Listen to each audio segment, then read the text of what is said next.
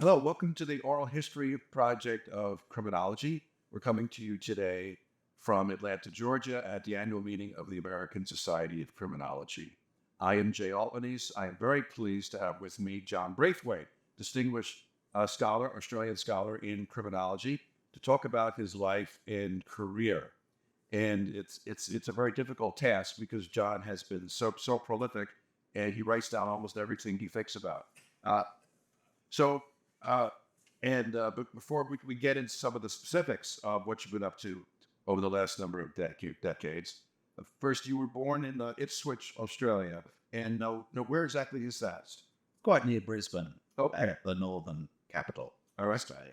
and Coal mining town. Comedy Town. Now, your wife Valerie, I noticed that you've been married for 50 years. Yes, right, yes, And she is a distinguished academic in her own right. yes.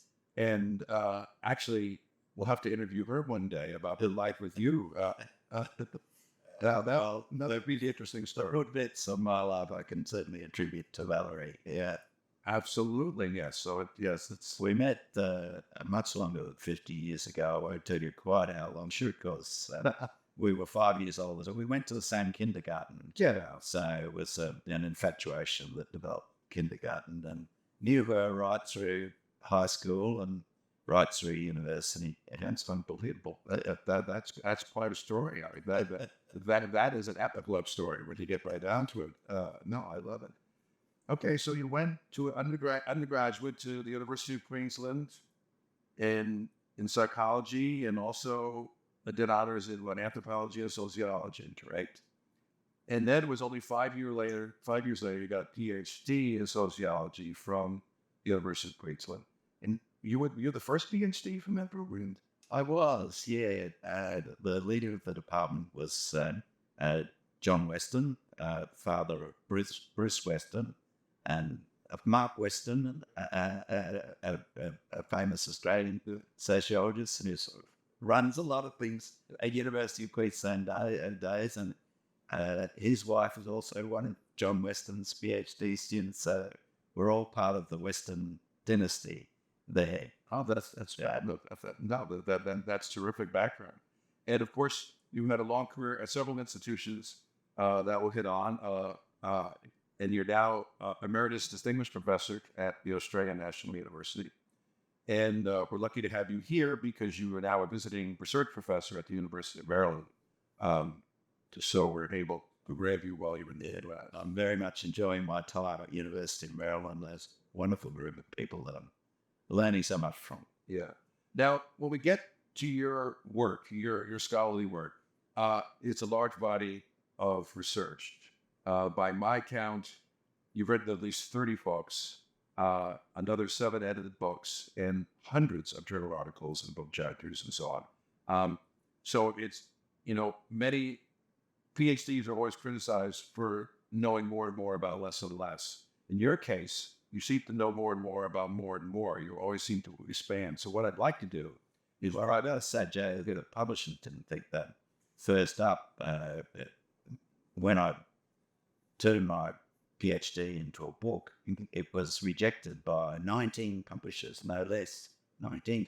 I tell the students this to encourage them to not give up. You get a lot of rejections in this business, and I certainly have. And then the 20th, which was Routledge, accepted it. And my friend Peter Grabowski often pipes up and says, when I mention the 20th to him, says that was a type 2 error then, John. yes, you will never be successful in the publishing world. Good. That's very, 20 publishers. All right. Well, it shows. I know that is a very good story for sticking with it. I approached it really naively by sending them the thesis. We know how publishers hate theses. I was not sophisticated enough to know that was a real dumb approach. I know, but back in the day, you would get people actually read entire manuscripts. So that's very, very difficult when people have stopped reading. So when you look at your career, it's difficult to break down because you've written on far more than a single topic. And you began very early on writing about private inequality in class, and you circled back to that now later on, which we'll get to. many people first knew you in that first phase of your, you know, writing career. You wrote heavily in white-collar crime and corporate crime. And for many of us around the world, that's when you became, you know, a scholar of note that everybody knew about. Those books gained a lot of traction. You know, for example, for our viewers, this is all in the 1980s. Your book on corporate crime in the pharmaceutical industry, to punish or persuade the enforcement of coal mine safety. You did the impact of publicity on corporate offenders, responsive regulation, corporations, crime, and accountability.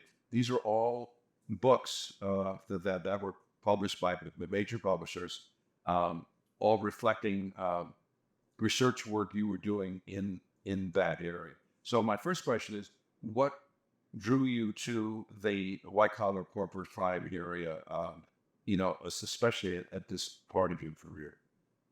When I was writing my first book, Inequality, Crime and Public Policy, first monograph based on my PhD, during the PhD journey, colleagues at the University of Queensland got stuck into me at a departmental seminar because it was too much about class in terms of the challenges confronting the poor and not enough about crimes of the powerful. So a few famous, class and crime, why I did.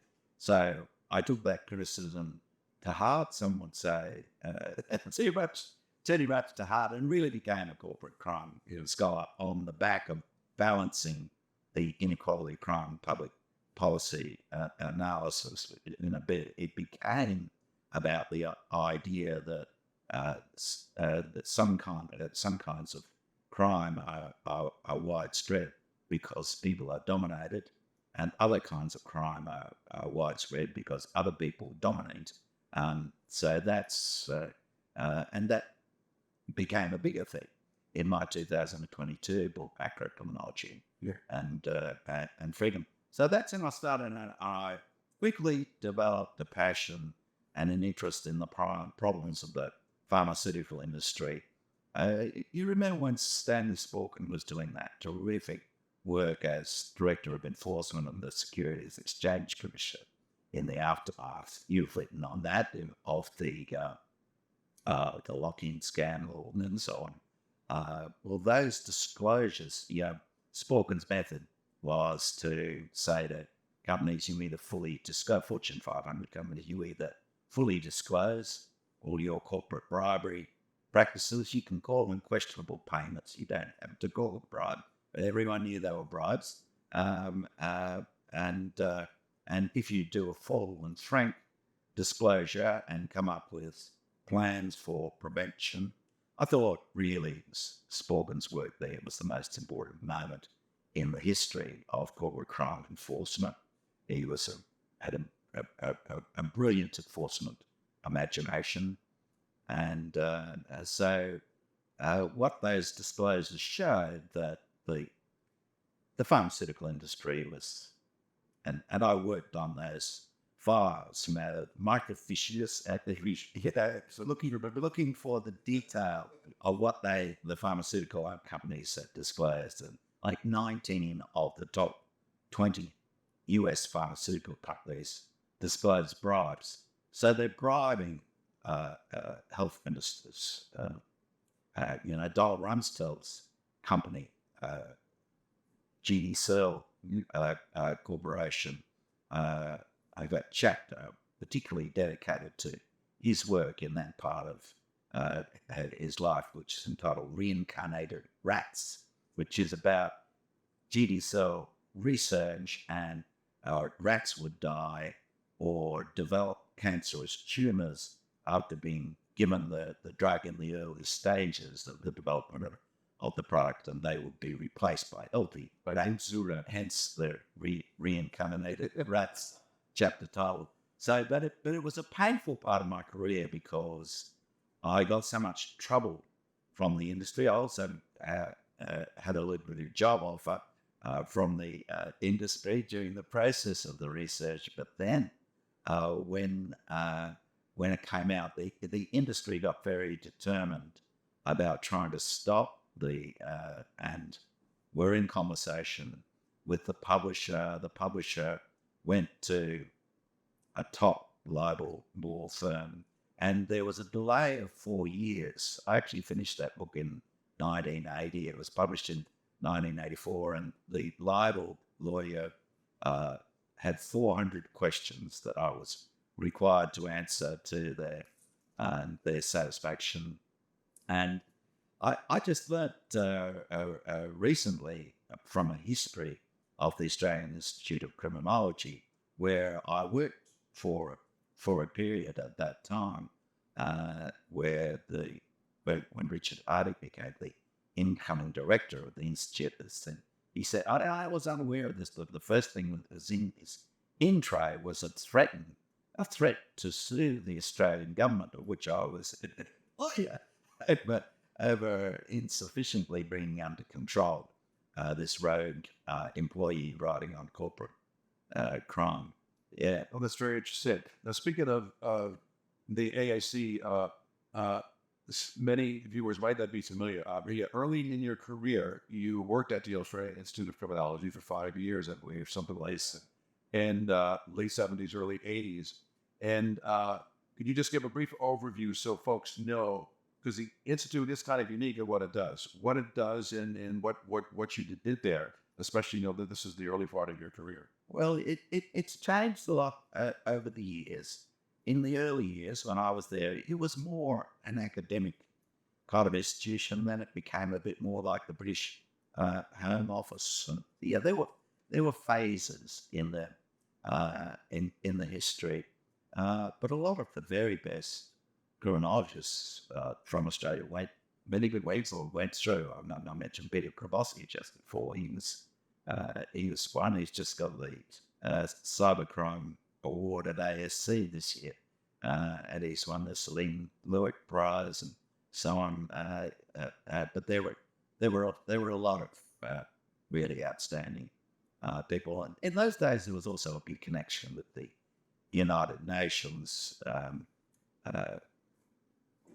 Originally, Norval Morris, the intent of a lot of the key players was to appoint Norval Morris as director of the Institute of Criminology.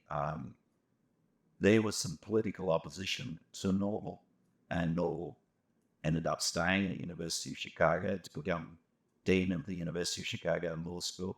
And then Bill Clinton was appointed. He had been head of what's called these days the United Nations Office of Drugs and Crime Group.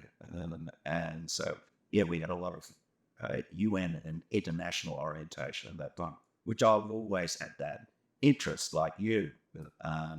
And so, no, yeah, it is just a fascinating background.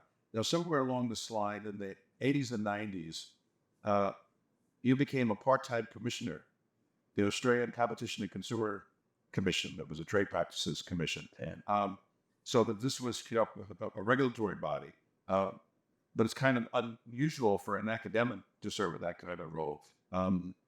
What exactly happened there? Yeah, well, it was part of my peculiar career trajectory.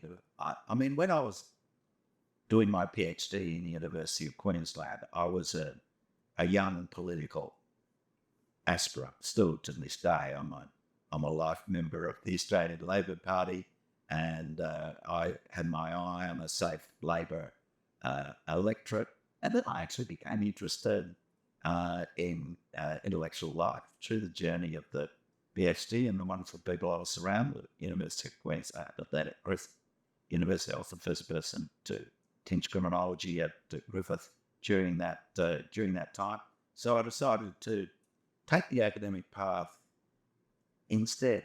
But then things happened, which made me feel that I had an obligation to enter some political contests, because I wanted to change the direction of the Australian Labor Party at that time. Secondly, then Val got it. My partner, we were married by then, got a job at the Australian National University. So then I started applying for jobs at the Australian National University in Canberra. Canberra was a pretty small town in those days, and I couldn't get one for years. So then I was kindly offered a job at the Australian Institute of Criminology. I wanted to kind of get back into academic life, but I thought, I don't want to spend my life working for government either. And I was doing these risque things, Right. like corporate crime, and I knew my bosses were very worried about whether I would be getting the institution into hot water. So then I became leader of the Australian Consumer Movement, director of the Australian Federation of Consumer Organisations, an umbrella of 50 consumer groups, and had lots of collaborations with Ralph Nader in this country, who I count as a friend to this day, and it was that. Actually, it's a bit embarrassing. In my capacity of director of the Australian Federation of Consumer, I put out a press release attacking the latest round of appointments to the commission. They were all business appointments from the business community, Conservative government at the time. And so the press release was putting the foxes in charge of the chicken coop. And one of the commissioners actually was from a company which had the worst prosecution record of any company in Australia. Anyhow, the Attorney General got very upset about this and called me in, and the chair of the commission got upset. But ultimately, there was a response, and I was offered a job at the commission, which was not my intent. I turned it down, but I took a job as a part-time commissioner and managed to get in place the principle that the regulatory agency would be kind of tripartite, so that it was always the case that the chair was someone rather favoured and ticked off by the Business Council, and that the deputy chair would be someone ticked off as coming from a consumer activism background, and that's how it worked. But I was there not in either of those roles, but as a part-time commissioner pursuing my academic career. So the commission was the body that would make the decisions on whether to prosecute, whether to attack a merger, and to seek to break up a company, and all of those enforcement decisions, but also enforcement strategy decisions, and the restorative justice work, because we started experimenting with restorative justice at the commission. But that was 10 years being a hands-on regulator. Right. And then we could say and that is arguably a whole second thrust out of your research career, and that is as a restorative justice scholar. As it's connected to the white-collar corporate crime, which people don't realise. They think of that period when I was doing youth justice with restorative justice, but it actually started back then. Absolutely. I mean, just to name, and these are all books published by Cambridge and Oxford University Press in 1989. Of course, Crime, Shame, and Reintegration, right? A classic book, Restorative Justice and Responsive Regulation, Not Just Desserts, a Republican Theory of Criminal Justice. So my question is, how did your white-collar crime work lead you in this direction, or were you already in this direction and that sort of led you to white-collar crime? How did they get that? And to break. I know during that period, I morphed away from being strongly identified as a criminologist, which I was when I was young, to thinking myself more as a regulatory scholar. Mm-hmm. So, of course, the restorative justice stuff in the business context was a shift to a more collaborating. One of my books was called To Punish or Persuade. So a lot of my work was focused on the how to persuade people rather than to how to punch. Sure. Not. And then, of course, there's a third thrust of your work is you as a peacebuilding scholar, and really broadening the whole horizon beyond just traditional criminology into thinking in larger terms. perhaps the last 15 years or so, I mean, you carried out hands-on work in Indonesia, Solomon Islands, Northern Ireland, all kinds of interesting places. And of course, as is your habit, you produced published work out of it. When I look at that whole phase, which is all connected, but this is sort of this is looking at much more of a societal level issues. In 2010, Anatomy and Violence, Non-Truths and Reconciliation in Indonesia, Peace Building. Another book, Pillars and Shadows, State Building as Peace Building in the Solomon Islands. Cascades of Violence, great book on war crime and peace building in South Asia. And there were others. So how do you, so the viewers can see, because this is all, we're talking about one human being here. When you talk about, your from the crime and inequality at the very beginning to the white collar, corporate crime, to the restorative justice, and then to peace building. How do you see this? Do you see it as a progression, or do you see them as all interconnected? I definitely see them as interconnected, but I'm forever jumping back and forth among them. And as you know, the white collar crime work, the state crime work is fundamental to the peace building project, to what United Nations peace operation do when they go into countries like the ones that you've mentioned. And restorative justice is important. That was, whenever I go to one of these countries, and I've coded 68 cases so far, 68 armed conflicts. The most recent one I did was Guatemala on the way over to Maryland, which was my second visit there. So one thing I always do is meet the restorative justice people from Guatemala in that case. Right. So for people who haven't read all this, I mean, not only have you done coding of all the factors in 60 some odd conflict, but lots of variables. You look at, I mean, more than 700. 700 I mean, we're talking this is a major for fairly squarely conceived. Where it's totally out of control. Well, there will be questions whether I'll finish it before I die. I'm determined to. I mean, but this is a massive empirical effort. I mean, in terms of, I've been doing it since 2004. It's been hard work. Yeah, right. I mean, I believe in coding each case myself. Always working with other people who have the local language skills, and you'll notice that a lot of those publications are with people from that country. But I'm doing the coding. I'm doing making the biggest contribution to the field work and the interviewing, right, of every case. Right, and you're doing this in, obviously, I love it. That's one reason why I made that shift. I just enjoyed the shift. It was given a bit of impetus by 2001. I was teaching for a semester at NYU Law School in New York, and looked out my window one day to see that plane heading toward the Twin Towers, and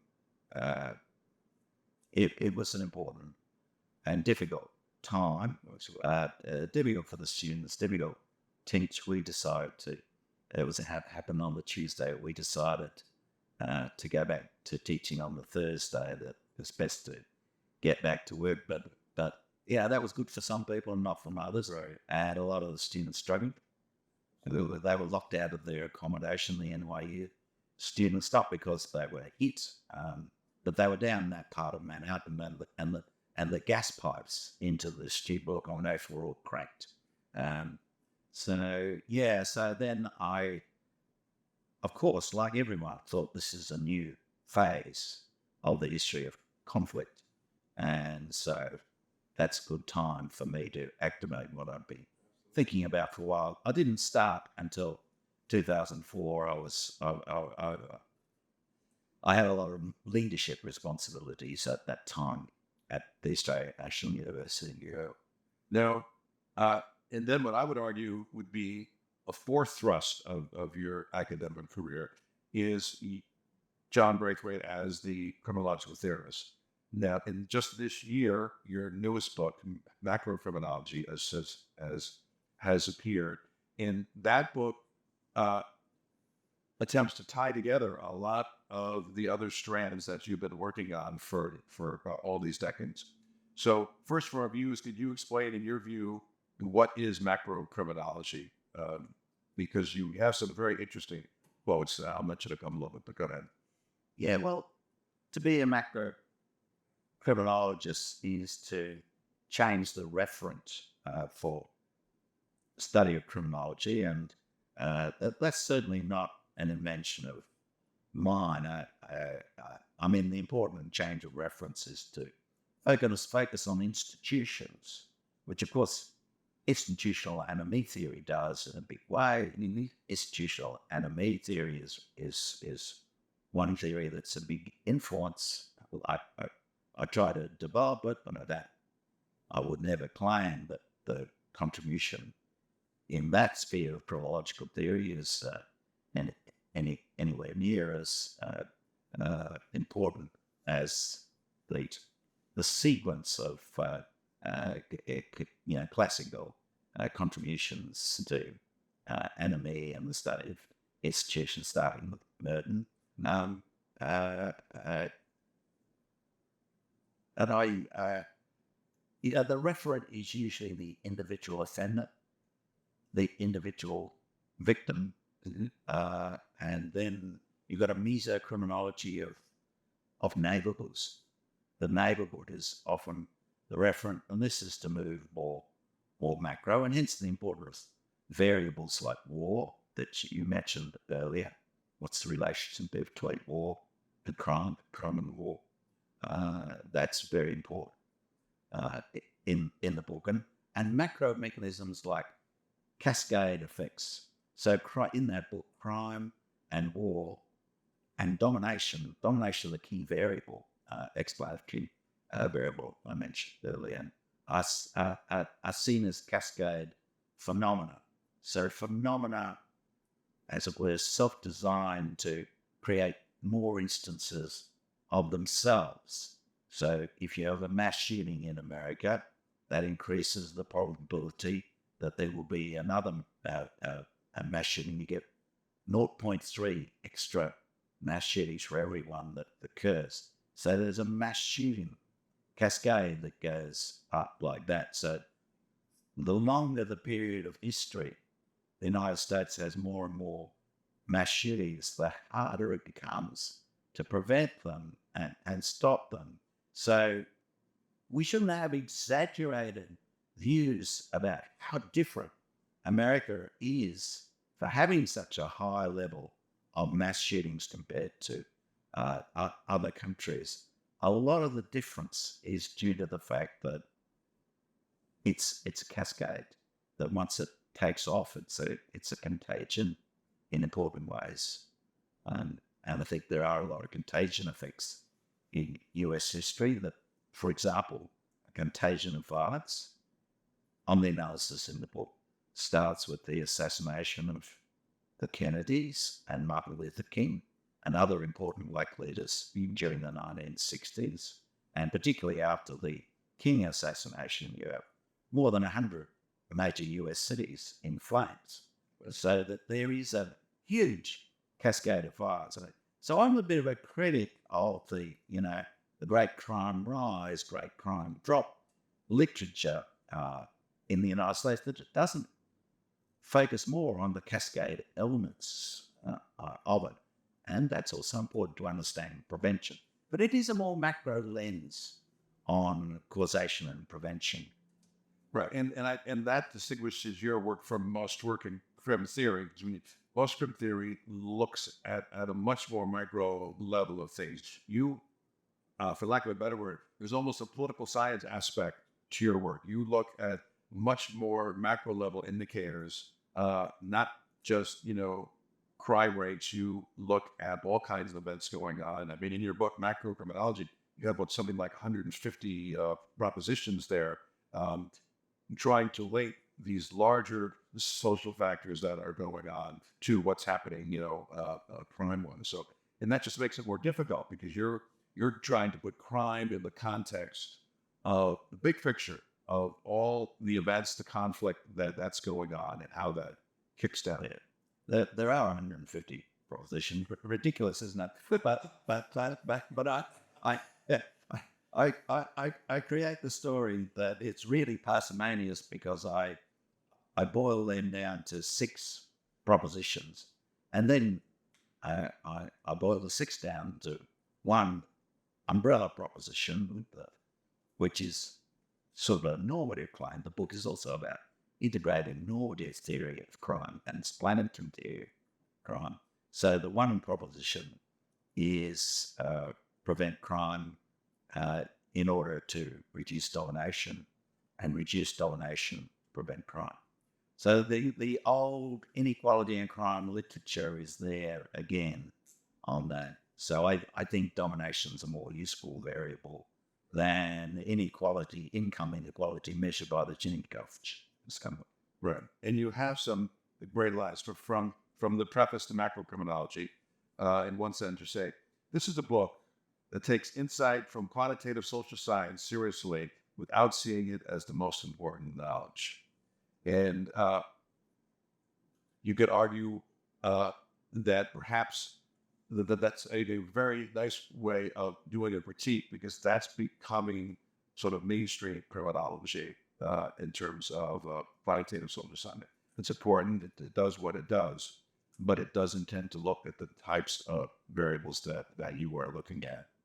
Yeah, I mean, in our shared interest in white-collar and corporate crime, the nature of the beast is that the most lucrative forms of corporate crime are yet to become known to criminologists, because if we knew what it was all about, we would be writing about them, and then there would be less of a niche for them. I mean, these minority opportunities, if you think about the evolutionary ecology of crime writing, it's about the idea that minority strategies flourish. If you're an animal in nature, you don't want to have the same strategy for capturing prey as all the other successful predators. You're looking for a minority strategy that's unoccupied, that it's an open niche for capturing prey. Now, that's our work is about that. It's about how they find these innovative strategies. But as soon as a strategy is identified, the best way to own a bank is the best way to rob a bank is to own it, or is to tell the bank or the central bank to lend money to your son. As soon as we write about those strategies, they become less lucrative for political leaders or economic leaders. Yeah, and also in your new book, Macrocriminology, you get to that point. You say, quote, in the study of organizational crime, there is an especially profound risk of the more measurable driving out the more important. Absolutely. And because we can't measure, we can't even if we wanted to, we couldn't measure the most important. They always wanted me at the Australian Institute of Criminology to measure whether white-collar crime's going up or down. That's very hard to do. We can measure the side. The economists can help us to measure the side of the underground economy, but even that they can't do as well as they used to, because cash doesn't matter anymore. I mean, a lot of those methods were about discrepancies between how much cash there was flowing through the central bank and how much, where is it? So it's even more difficult to measure as a result of that. So, but empirical work remains important. I remain an advocate for the kind of empirical work in corporate crime in the pharmaceutical industry, where I would go around to big pharma companies and get interviews with senior people in those companies. A lot of those people in companies which are the general counsel of the Lockheed Corporation became a good friend of mine, and Brett Fissy's my co-author. Yeah, I found a lot of good friends in that business. Absolutely. Now, in your book, Cascades of Violence, we're again linking all kinds of violence, from war down to the crimes of any criminologist study. You argue for what you say, flipping hotspot theory to spreading ink spots of nonviolence until the ink spots connect to cover up whole societies and regions. And so what are you getting at there? What did you share? Well, like a lot of my ideas, I stole it. I don't really come up with new ideas. I mean, my method is mostly qualitative.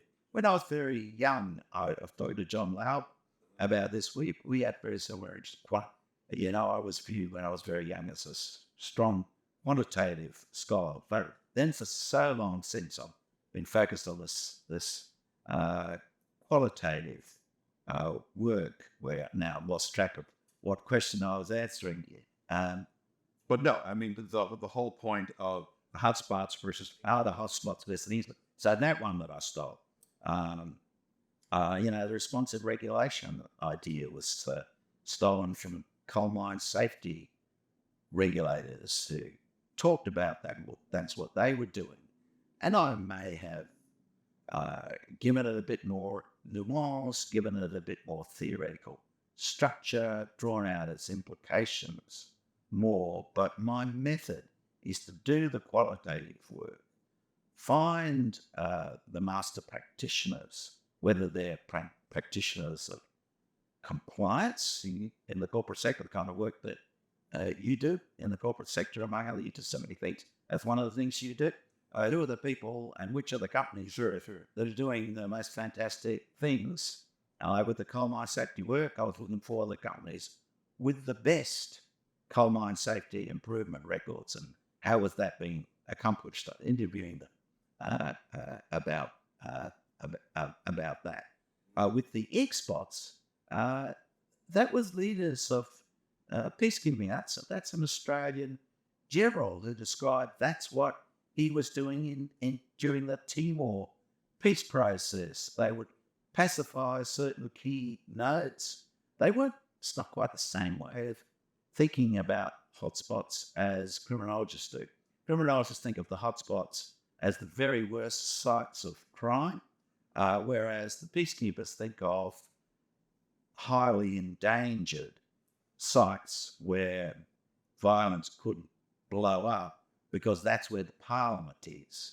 That's where the Supreme Court is. That's where the UN mission headquarters is. So you pacify those spaces first, and then you might move on to more criminologically conceived hotspots. And but also sometimes what they do, the peacekeepers, is they pick some areas which would be model oases of peace to be an exemplar to the rest of the country. Well, here's how life gets better when you've got trade and business working in it.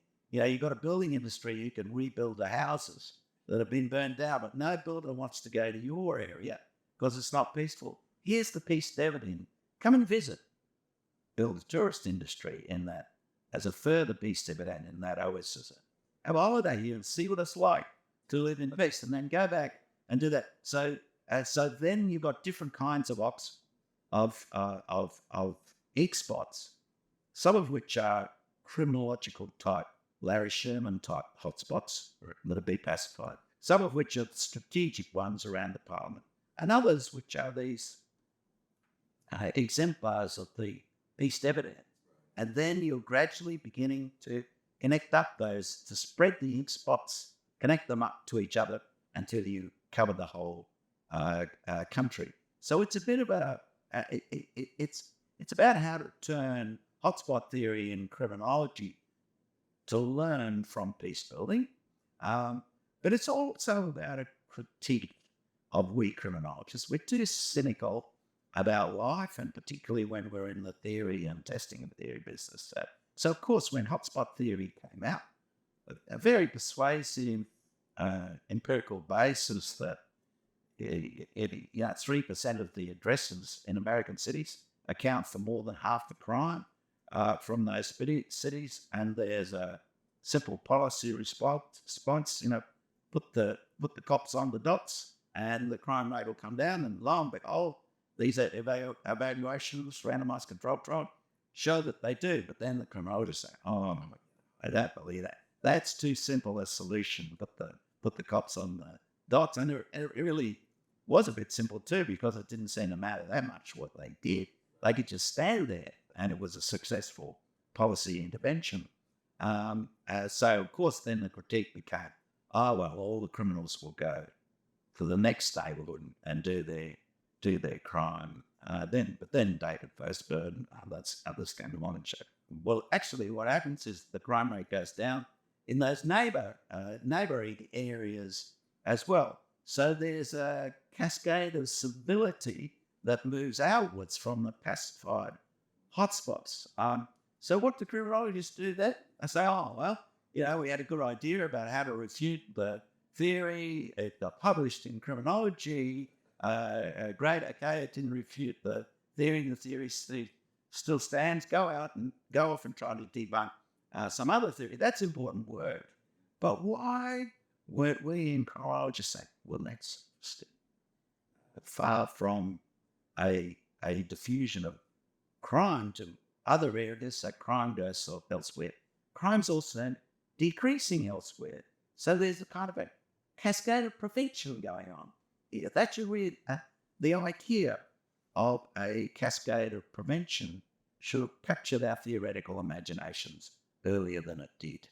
Yeah, and I think that is a tremendous description of macrocriminology and your perspective, because you look for more, you look for explaining the circumstance rather than being stuck, in the hot spot. And I think, and the reason, there's a lot of reasons, but one of the reasons why criminology hasn't gone in that direction, because it gets harder to measure. As soon as things get harder to measure, there seems to be a retreat. We're going to stick with things we can measure.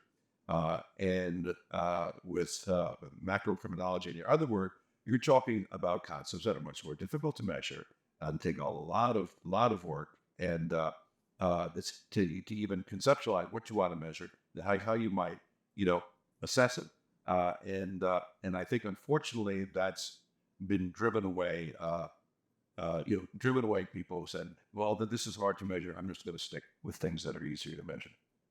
So this way you just basically, ash can a whole bunch of potential variables. Yeah, that was true with my work in that earlier stage of my career. Both John Laub and I worked on the measurement of self-reported delinquency. Mm-hmm. It was with a group with Michael Inderlang, where they're trying to improve the methodology of self-reported delinquency. We had this John Weston group in the University of Queensland, Henry Law and others, Valerie Braithwaite too. She's always there. And we were using Gutman Lingo's methods of the time and the small space analysis, various University of Chicago statistical methods which were a new thing of that era in the 70s, and showing that yes, there is a general self-reported delinquency factor, but the drug use factor is totally uncorrelated with it. Whereas the self-report, the nigh and short sort of self-report measures would lump them together. You'd get an extra point if you had smoked marijuana, etc., LSD or whatever in those days. And then another separate factor, which was independent of both the drug factor or the drug cluster, depending on whether we're clustering variables or cases, and independent of the general factor, which was minor delinquency. So this was nigh and short items like, have you ever stolen little things worth less than $10? And, chatting to John about it and, arriving in Maryland, it was actually my first job in a criminology department. So it's been nice to talk to other old hands like John Laub about the wasted aspects of our careers. So So what happened there was, that move to easier forms of data collection. It was actually pretty easy back in those days to collect self-reported delinquency data, like in schools. You'd find a friend, it was a high school teacher. Right. It'd say, "Can you get all the other, seniors classes in your high school to fill out the questionnaire?" You'd arrive at school one day, you go to the 3 classes, give them all out, and you walk out with a couple of hundred completed interviews. Today, you have to get the formal sign-off permission of the teacher, the principal, the parents, the kids, sign, and some they're always a lot that don't approve. So the response rates become almost meaninglessly low, and the workload of collecting the data is huge. So, John and I had thought that by the time we're the age we are now, that our greatly improved, methodologically refined measures of self-reported delinquency would be delivering the accurate measurement of crime. Well, not so. There's very little publication of that kind of data in the top journals. It's back to secondary analysis of state-generated data sets. It's a pity at a number of different levels.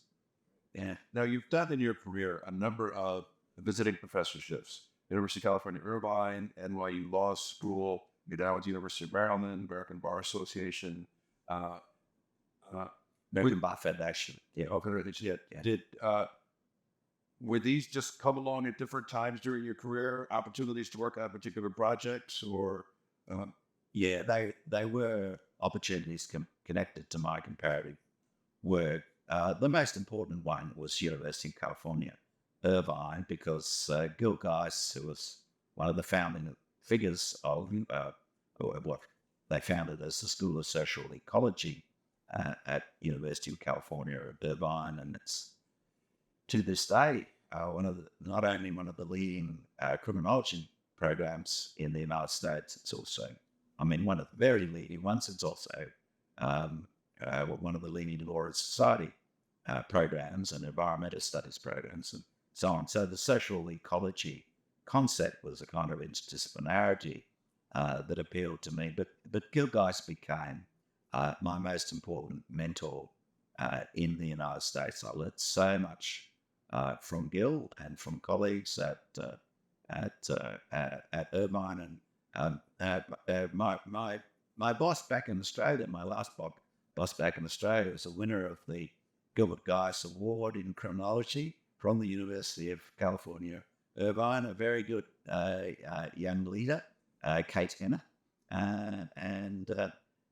there you are. There's an influence of Irvine from beginning to end, but all of those places were important influences. When I was at Irvine, I was interviewing pharmaceutical companies, and I also had a Fulbright postdoc. That was a postdoc I had at Irvine, and I also had a period of the postdoc affiliated with the United Nations in New York, the United Nations Center on Transnational Corporations, working on the code of conduct, the ill-fated code of conduct for transnational corporations thing. That was a very interesting learning experience living in New York. And when I was at the American Bar Foundation, I was doing with Valerie comparative work on nursing home regulation. We observed nursing home regulators go out to the aged care facilities in 30 different US states, and we did that in all the Australian states and in the UK as well. So I've always liked those big international comparative projects, and that's partly because when I finally did get a job at ANU, it was a very privileged job where I had limited say, yes, published a lot, but I didn't have to work as hard as other academics because my teaching commitments for most of my career, there were periods when I had solid teaching obligations, but for most of my life they were light. So I felt the obligation was to take on big, ambitious empirical projects that would be difficult. Something like peacebuilding compared that I've been doing for 18 years now, and is my main preoccupation professionally. Not many people would do that. Well, no, but the time commitment is overwhelming. Never mind the data collection. And the Global Business Regulation book with Peter Drahosh, which also led on to another book on called Information Feudalism, on the global intellectual property regime. Again, took me to United Nations institutions concerned with trade, World Trade Organization, World Intellectual Property Organization. That went for 10 years of data collection. The aged care project went for a lot more than 10 years. It went for 16 years. And I've enjoyed, you have to do little publications along the way. Some of them, not some of them little, some of them booked. But then the sort of big book on the project to the end, which with the nursing home regulation project was published as a book called Regulating Aged Care in 2007. Now, when you look at the breadth of your career, first of all, you've been very successful in receiving recognition for your work, and it's interesting because you are not what I would consider a traditional criminologist. I think your point of view is different. The areas you're in is often are not quite the mainstream views. You always seem to be pushing the envelope for the field of criminology. But just a few of them. You received the Hindelang Award from ASC for outstanding contributions, the Southern Look Award from ASC, American Sociological Association, the Book Prize for your Global Business Regulation, Australian Sociological Association for one of the 10 most influential books in the history of Australian sociology for crime, shame, and integration. It just took them a few years to recognize that. And had the Sullivan Award here at the American Society of Criminology, the Calvin Prize for Law and Society Association, that's their highest award, the Emil Durkheim Prize for the International Society, and a bunch of others. Lifetime Achievement Award from the British Society. You might be the only non-Brit to ever get that award, I believe. The Gil Geist Award here, and of course Stockholm Prize in Criminology. So, and there are others. So, so your work has been recognized. The best part about these awards is that means people are actually reading your work, which is always satisfying. So, what do you count for the fact that here you are working in some non-traditional areas, pushing the envelope in white-collar crime, corporate crime, your ideas about peace building, you look at conflict from a much higher level than traditional criminologists do. So how do you account for the fact that your work's generally well received, even though it is you're not traditional in your approach? In many ways, you are pushing criminology to think bigger picture of that. Yeah, I have two contrasting views on that. I mean, getting awards is not a great index of the quality of work. I mean, I could think of really grumpy, cantankerous people who deserve awards but don't get them because they're grumpy and for example. But put that aside, sure. I think criminology's been a bit like economics in a way, in that, take economics, they're very conventional. Most economists working away in economics departments, they're very mainstream in the kind of empirical and theoretical work they do.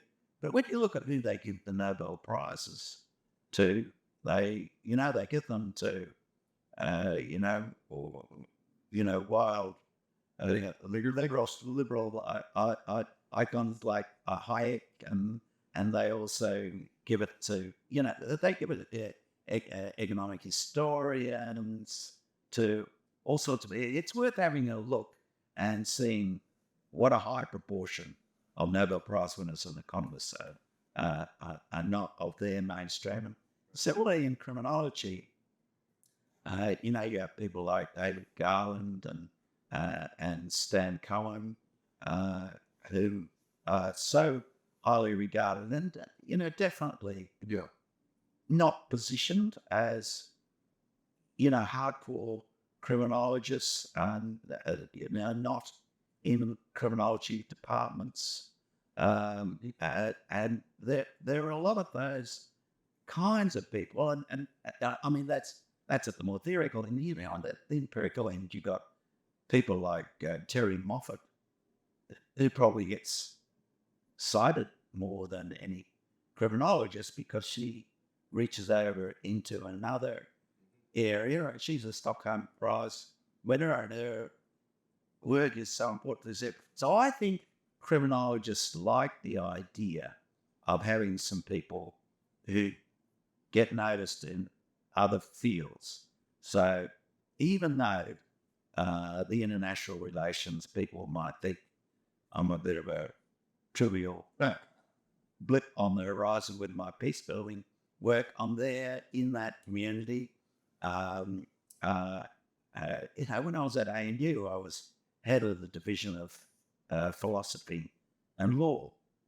And then we built the Regulatory Institutions Network, now called the School of Regulation and Global Governance, that I founded as an interdisciplinary school with Valerie Braithwaite. Well, when I was head of the division of philosophy and law, I had a philosophy period in my life where I hung out with the great philosophers, and they really were terrific philosophers. They were at that time the fourth ranked in the international philosophy rankings. They were our strongest discipline, much stronger than criminology, and they still are. They're the third ranked, and the person who I would view as the most distinguished member of that group, Philip Pettit, became a co-author of mine. We published this book on Republican political theory, and it was called Not Just Desserts. So it was a reaction to the influence of the Just Desserts movement in that period of history, the 80s up to published in 1990, a Republican subtitle, A Republican Theory of Criminal Justice. Now, criminology totally ignored that. I don't think there was any criminal journal that reviewed it. But it was reviewed in all the top philosophy journals. And like in those rankings for the top philosophy schools around the world, one of the Philosopher's Gourmet Guide in interpreting this used to always give an interpretation as to why, Princeton is number one at some period and NYU is number one at some other period. And it will, but with ANU during that time, I would say, well, a strength of ANU is its interdisciplinary connections, which you see in the collaborations of great philosophers like Philip Pettit working with, social scientists like John Braithwaite. John Braithwaite contributes to, and we had economists engaged and actually become members of the philosophy program too, who have been mentioned in Nobel Prize citations in economics. So I think it's good for the credibility of a field that's trying to build its profile in the academy. And in a way, we make it hard for ourselves as criminologists because a lot of us believe, and I know we're here in Chris Estinger's is sweet to probably have his shower. Hi, Chris. Chris agrees with me. He's been leading this show for an awfully long time now and doing a great job. And one thing I've talked about him, there's one things we agree on is that It's not a great idea for criminology to become a discipline. It's not a great idea intellectually. I mean, criminology is enriched if a great philosopher like Philip Pettit comes in and dabbles in the field, working with someone like me for a while. He doesn't come to ASC meetings, of course, and most criminologists wouldn't have. But the influence of his thought, so he's a big influence on that part of macrocriminology and freedom that says it's a good idea to integrate explanatory and normative theory. Explanatory theory, an ordered set of propositions about the way the world is. Normative theory, an ordered set of propositions about the way the world ought to be. Now, if you pick a concept like domination, which is a powerful concept in moral philosophy, that, we argue, is likely to be an excellent candidate for being a powerful concept in explanatory theory, and vice versa. The philosopher's core ideas are really core ideas if they're not variables that have some influence on the world of events. So that's the idea of integrating explanatory and normative theory. That is a bit, actually very unconventional in criminology, where the view is that you must establish the separation of your normative beliefs. You must put aside your political self. I would imagine not many of the other people who have been interviewed by yours and Brendan's project would have declared what their political party, their allegiance was during the interview. But because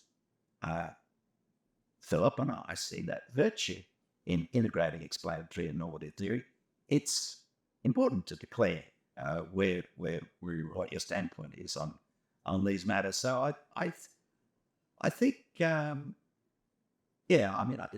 Garland's a very good example. He's also another one who would say, it's important that criminology doesn't become too criminological. He sees a lot of what he does is the sociology of punishment, very connected to the sociology as a discipline.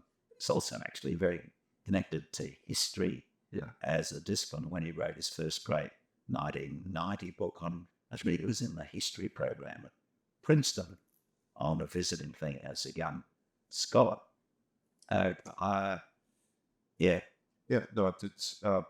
It's fascinating stuff. Now, since the early 80s, you've been doing a lot of consulting and a lot to criminal justice agencies. I mean, you've had consultancies with the Singapore Juvenile Court, the OECD, the Australian Law Reform Commission, Open Society, the UNODC, all these kinds of things. But you did write somewhere, and give me a quote here that I'd like your comment on it. You said, since 1990, approaches for paid consultancies have been eschewed in favor of regularly sitting with government leaders for a cup of tea, often followed by a formal presentation and Q&A or a half-day workshop without charge.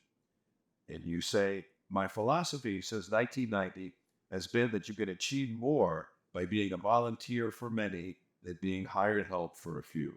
Yeah, I truly do believe that is the way to be effective, to have all those cups of tea, perhaps cups of coffee, even in America, and strategic conversations are much more important than writing reports.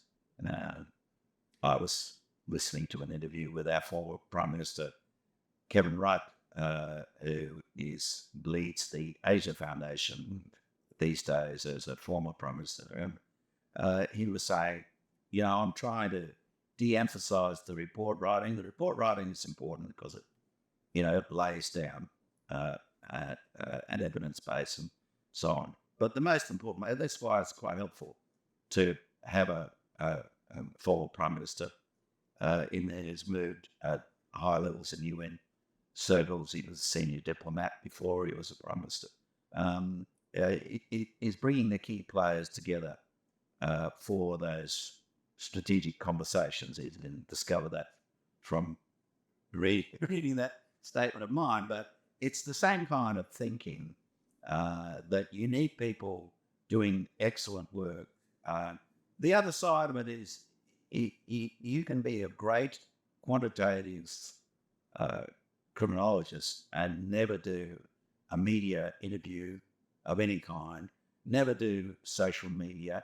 There's so much pressure from universities that you do those things, but for the quality of the field, for the field making a difference to making the world a better place, it can be a lot better if that quantitative criminologist is a bit of a genius at quantitative work, but a bit of a dullard in terms of being interesting in a media interview.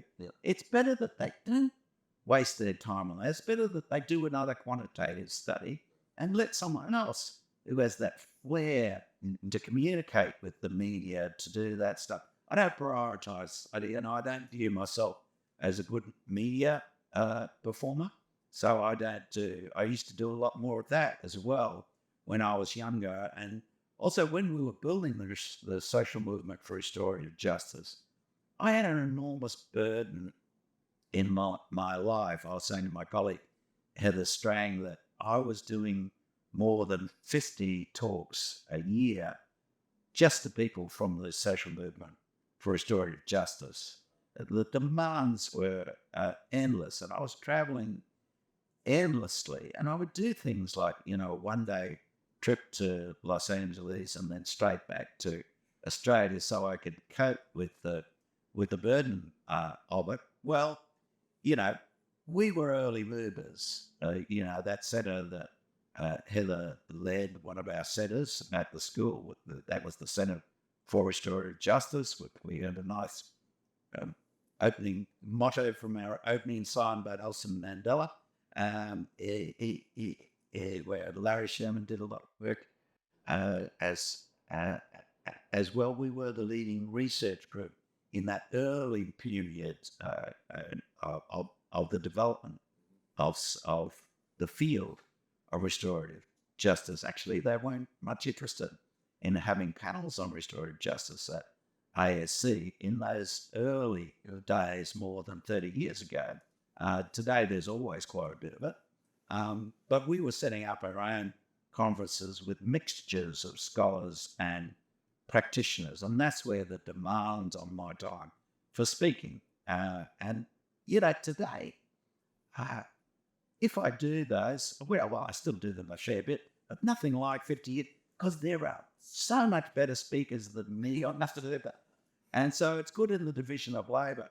I gave one at Baltimore. Baltimore is a very important seabed of great new ideas in restorative justice, with the positive schools, the centre, the Levinas Centre in the law school, the social work school of University of Maryland. They're really important.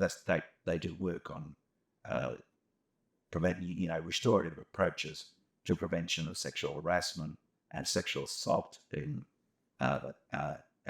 schools. So I'm talking to this part of the important part of the social movement for restorative justice just a few weeks ago. I give my thing. I'm probably pretty bored with myself because I've heard myself too many times. And then they had three speakers, two of whom were such great orators, African-American women. And they got all the questions. They didn't ask me any questions because they're just better communicators than me. And so that's a blessing to me. I could pull out of that work and write a ridiculously long book that attempts to be a foundational book for the field. They can't do that. So we should ease up on this pressure of everyone to be making a contribution in every way. But I do think that it's rarely the best strategy for having maximum positive influence in the world to be doing a lot of consultancies. It may be lucrative, but if you just have those lots of conversations, and if you're known and respected as someone who's worth having a conversation with, some will say, "Oh, well, they won't take you seriously, John, unless they spend some money on you." But I don't buy that. No, that's very interesting. Another issue is students. I mean, for a prolific researcher and writer, just looking through your record, you have served as dissertation advisor for a large number of graduate students. I counted you were been in the committee of at least 80 graduate students. So,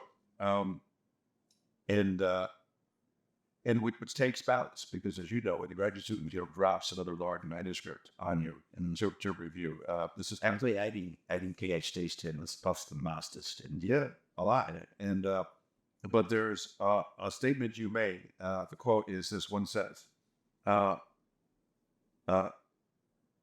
of the author's mentors bear responsibility for the mess left in the kitchen from attempts to understand how to grow freedom and prevent crime and war."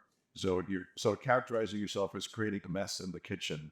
Yeah, Hopefully others will will straighten out. And but I'm sure, because you have had a number of successful PhD students and others who've gone on to great careers of their own. yeah. I've learned so much from them. I wouldn't say I steal their ideas. And if it's there, quite honestly,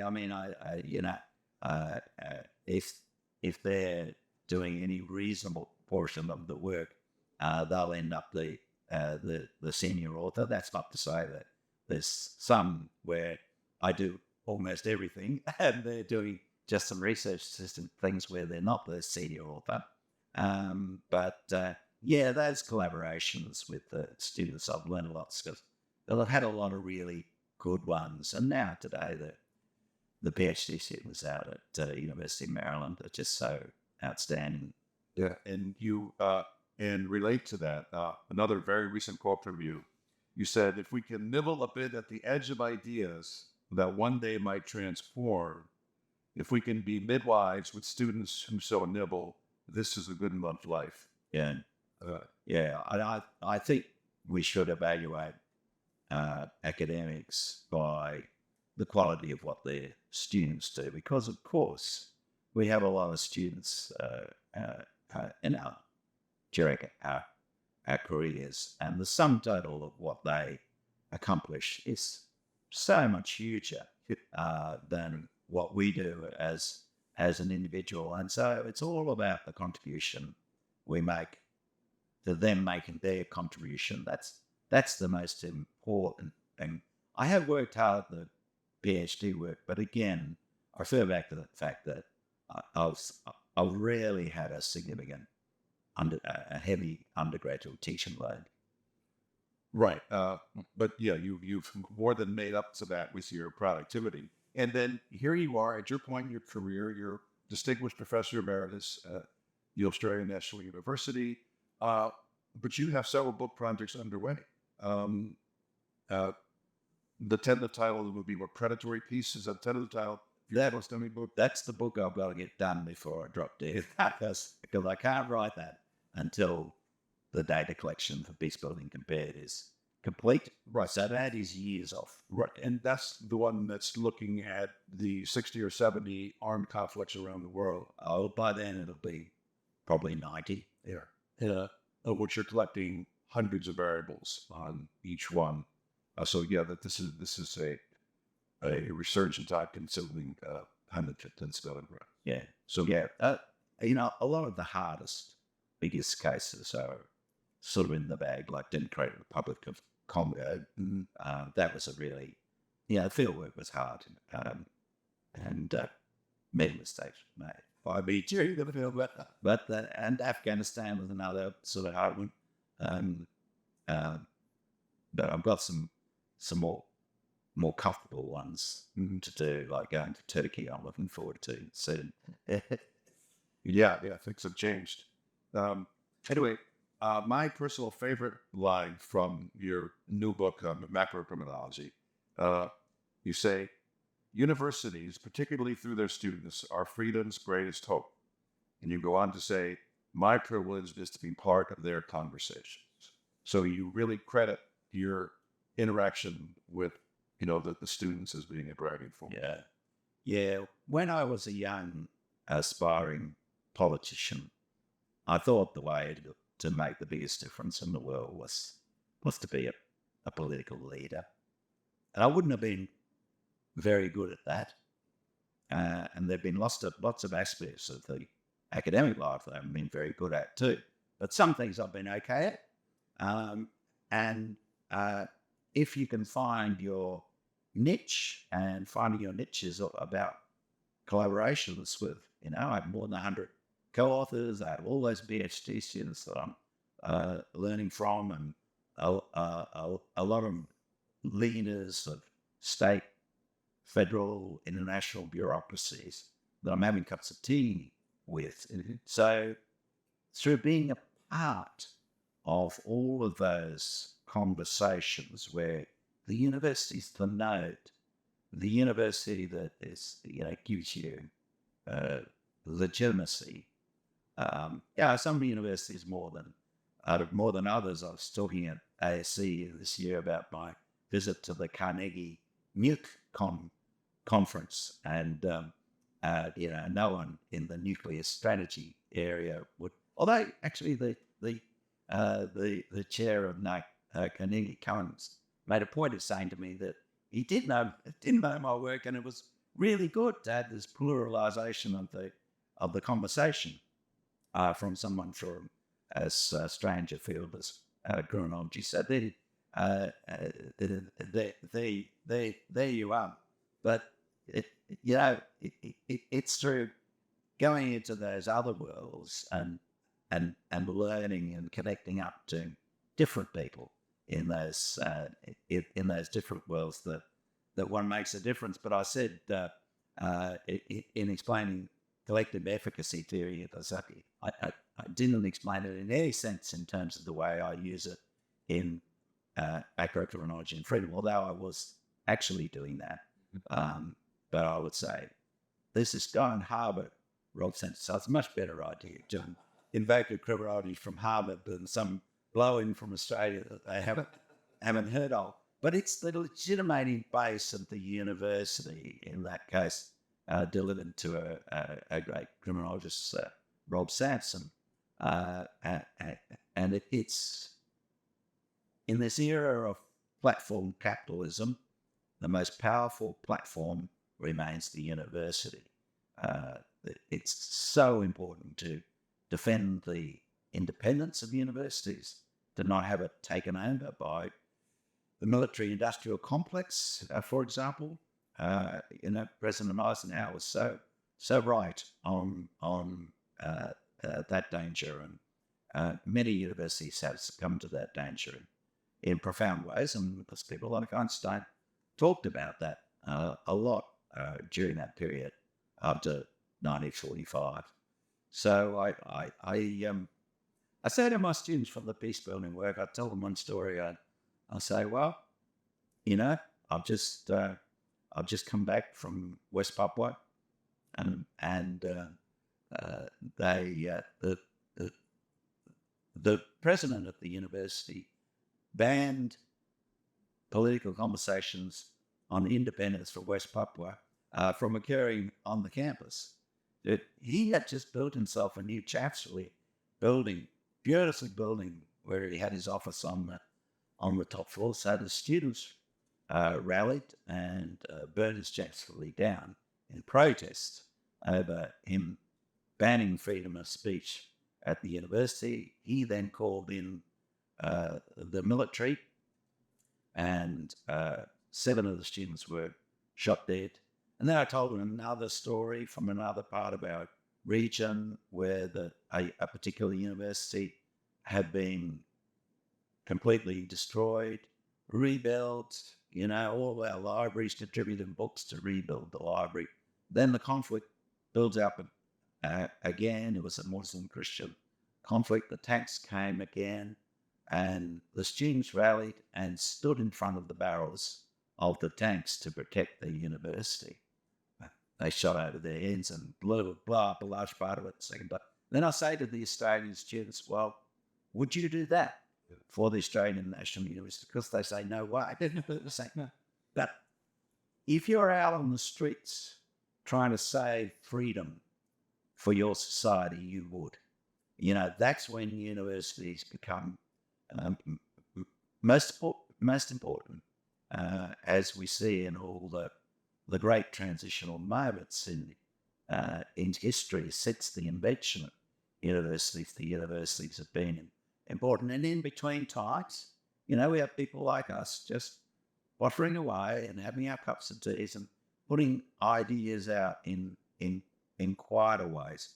But a society that thinks it can make do without having strong universities is making a terrible mistake about the future of that society. And all societies have their periods where they downgrade, where the political elite decides that universities aren't very important, or they're not doing what we want them to do. Yeah, that's very interesting. And of course, your contributions to criminology have been enormous. And for me, the most interesting part is, for me, your contribution is not only for your body of work, but for pushing people in terms of these are things we should be thinking about, but we're not. And then these are approaches we should be thinking about, but we're not. So for me, in helping push the boundaries of the field, or at least having the field think bigger picture than it traditionally has, just like your earlier example with the economists, when you have a large body of people in the field who are doing nothing but doing secondary analysis, writing all the data sets, that's wonderful. It's a great way to produce journal articles, but is that what the field should be aspiring to do? And so in that sense, I think you've been a very good thought leader. But they're not mutually exclusive. We can have a lot of both. There's a lot of both. And I should say that, of course, we're all the product of our own histories. And if you'd like to, I would love to hear a little bit about your background with your parents, because that's a very interesting background in helping help form you to be, the kind of person you are with the perspective that you have. Yeah, well, in terms of my interest in crimes of the powerful and in peace building and in the relationship between war and crime, the family experience was important. So my father was one of 6 survivors of 2,500 Australians lost their lives in the Sandakan Death March in Borneo.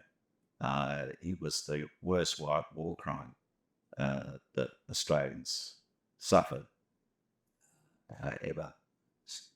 Certainly Australian troops. But I know I shouldn't say that, because the worst war crimes would be the invasion of Australia to the Indigenous peoples of Australia. That would be the worst war crime.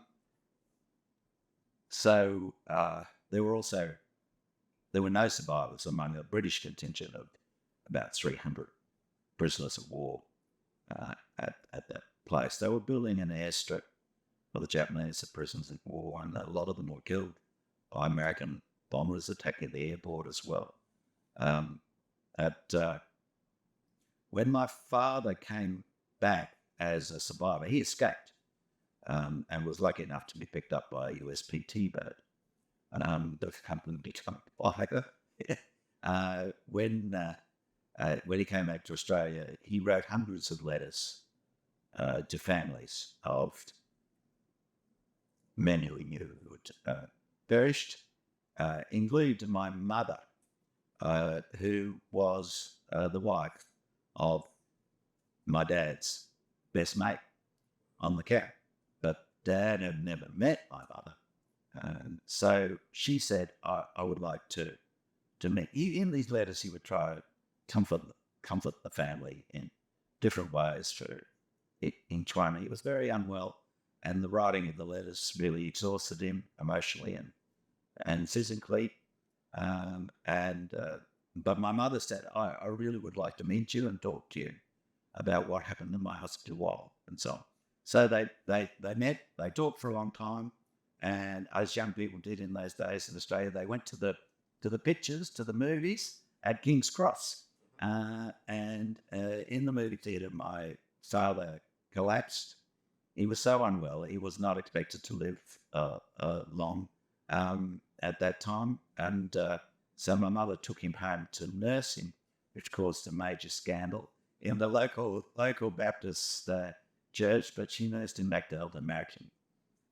So my mum became a kind of a celebrity of the war widows because my dad was classified as dying from causes attributable to his time in the death camp.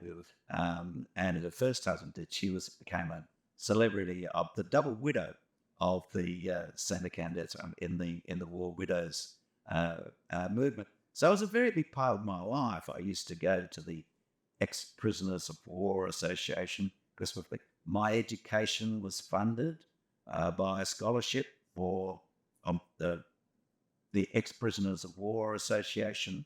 When the surviving prisoners of war were all put in to support children who were doing well at school, to help with their education. It was a big part of my life, and it still is today. So we have a family reconciliation thing with the family of the Japanese commander who was executed for. There were a number of Japanese officers who were executed. The actual commander of the camp was a particularly vicious fellow who, when the noose was put over his head, bit the hand of the executioner and wouldn't release. But this family, which was his boss, the general, we thought was a bit of a fall guy. His predecessor was moved out as soon as it was clear that with the fall of the Japanese that there would be war crimes trial. So he was in a way set up to take the fall, and it was a big issue for my dad. My dad was contacted, and we actually have a memo from the prosecutor to say, you are going to be the star witness on the death march cases in the Tokyo war crimes trials. Well, what happened was my father ended up refusing to testify because they tried to set him up to convict certain people, but not others. And as we know now from the wonderful historical work that was done, that it was very clear that Emperor Hirohito was guilty of war crime. And there was this amazing moment in those trials where Prime Minister Tojo was persuaded by the US lawyers and diplomats in Tokyo at the time that it would be good for Japan, which actually it was, for the emperor to survive, to lead the healing and reconciliation. And in terms of justice, it was very problematic because there was one day during the trials where Tojo's being cross-examined and he knows he's going to hang, and he's saying, he's asked, well, who was in the room when that decision was made? Well, so there was the emperor, and then the prosecutor's looking at, yikes! he just demonstrated the criminal responsibility of the emperor. So a US diplomat, goes to see Tojo that night in his cell and says, you just inculpated the emperor. I thought we agreed that you would take responsibility and the emperor would lead the country, appoint a new leader to take the country into smoother waters. Yes, I agree with that. And so Tojo went in court the next day and said, when I said the emperor, that was faulty memory. He wasn't there. So, my father was very offended by the setup as to who was to get off and who was to be convicted. So anyhow, we had this healing journey with this, rather decent fellow in my view, who did hang as the general with the Borneo Command, who opposed, was trying to persuade other generals to persuade the emperor that this was a terrible initiative to embark upon Pearl Harbor. And that was his punishment. He was set up in the war crimes process. So we meet with them. We have another family, which is from Sandakan, who had 5 members of the family beheaded by the Japanese during the occupation. And we have this family journey of healing. So it connects to the restorative justice part of my work, the peace building part of my work. So that family history is a big motivator both for the restorative justice work and for the peace building compared work that I would like to think that what gets accomplished with peace building compared, making its little contribution to creating a less violent world with less state crime, with fewer generals who do the terrible things that my father and his mates were afflicted with in World War II, that he would be proud of that. So it's a big motivator for me and my mother too. Well, that's a remarkable personal story. But you can see just from the actions of your own parents where you've drawn sense of justice up from, that kind of personal history is just a remarkable motivator. Well, anyway, John, congratulations. I mean, you've had a wonderful career. You have books underway now. So you're still going at full bore. Is there anything else you would like to share or talk about that we haven't discussed so far? Well, the next book will be called, you might be able to remember the title better than I can. I think it's Simple Solutions for Complex Catastrophes. And the simple illustration that's relevant to reducing homicide rates, for example, is having a good ambulance service. And the great thing about having a good ambulance service is that it will not only reduce the number of people who die from armed robberies and so on, it'll also help a lot with other catastrophes like a nuclear war, where inevitably, in my view, happens unless there is the abolition of nuclear weapons. Yeah. That is to say, some people, CIA, people with a CIA background have hazarded estimates that there's a 20% probability of a nuclear war at the moment over the year war in Ukraine. I suspect that's way too high. But that risk, whatever it is at the moment, the main risk for me is that every year there's a tiny risk of an accidental nuclear war. There are actually things that criminologists can make contributions to prevention. That's what I was talking to them about, the nuke prophecy. They were saying, we're all worried about the Ukraine cyber army, overstepping some line and, say attacking through a cyber attack on a satellite that they think is a private Russian satellite, but actually it's doing some missile targeting as well. And so the Russian thing is a false flag attack. And so we got this, and so they're saying back to me, I was talking to people from the Joint Chiefs of Staff at this cup of tea conversation at NUCCON and from NATO, a European guy from NATO in the same area. And saying, okay, so we're all worried about that. Why can't you put out rules that the Ukraine cyber army has to comply with? Well, we tried to write rules, and it's very hard to do with cyber espionage stuff. I won't bore you with why, but you figure out some of them, I'm sure. And then he said, and besides, the tools that you need to hit the really hardened targets, which are the national security targets, are really only in the possession of states. It's very hard for these private actors to access it. Well, I think that's a triumph of hope over experience. We know the US, much more so the Russians, also to a considerable degree, and the Chinese have privatized cyber operations. If you're commercializing your cyber warfare, having greedy private actors in the business of doing a lot of your cyber warfare and cyber espionage operations for you, you are not going to succeed in containing the tools. So then I said to them, but you can focus on this stuff that you can't write the rules. I mean, Rob Sampson, if he was here, he would say, well, deterrence doesn't work, but we're all informal enforcement of formal rules doesn't make a huge difference in deterrence. But what works is building the collective efficacy of people to intervene. So then they volunteered. Well, we could send out an advisory to everyone in the Ukraine cyber army. Please do not cross these lines, and ask them also to talk to them, make sure their buddies don't cross the line. Yes, that's exactly what you could do.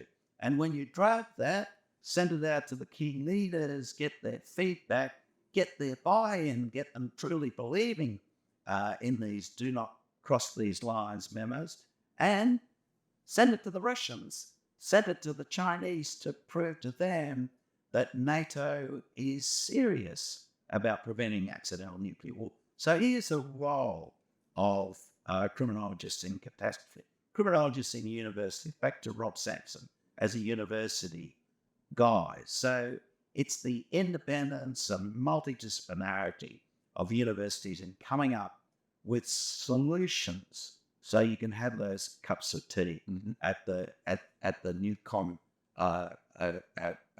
conference.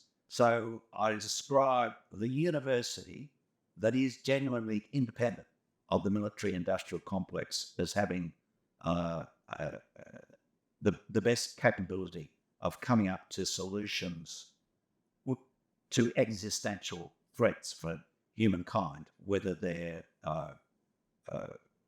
climate catastrophe, nuclear war, pandemics, the research that really mattered in the pandemic prevention, the most important work in this country was done by universities and in Tennessee, and then funded by the NIH and became Moderna, and you had the Germans funding the BioNTech that Pfizer picked up in Germany through,